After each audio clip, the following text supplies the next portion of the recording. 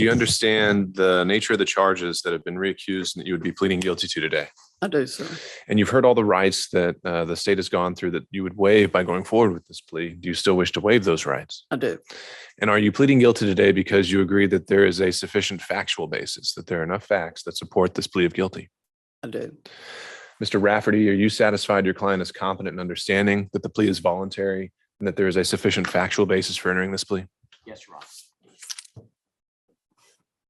I agree and find that there is a sufficient factual basis, and I find this plea of guilty to be knowingly, voluntarily, and intelligently entered. There's been a request that this sentence be entered under the First Offender Act, and the court will approve that request, withhold adjudication. But I must notify you, Ms. Powell, that you're not allowed to withdraw your plea simply because you do not comply with the terms of the sentence. And the terms of that sentence would be as recommended by the parties. On count 1, conspiracy to commit intentional interference with the performance of election duties, the sentence would be 12 months probation.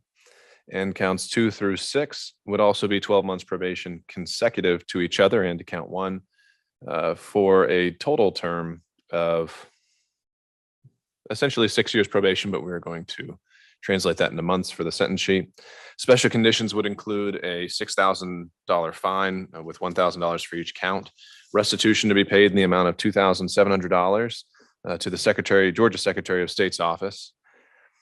You are to have written a letter, which you've already satisfied. You're also to provide a recorded proffer with the state, which you've already satisfied.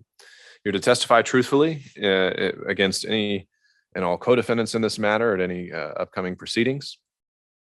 You are not to have any communication with any witness, any co-defendant, or any member of the media concerning the facts or circumstances of this case.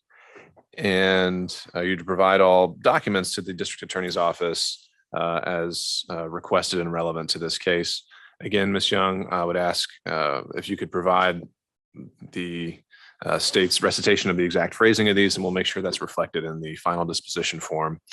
In order to make this sentence consistent with Mr. Hall, I do believe it would be appropriate, and I'm willing to include the language involving moral turpitude, although that language being included on the sentence form may not ultimately have any effect on the entities responsible for actually determining that.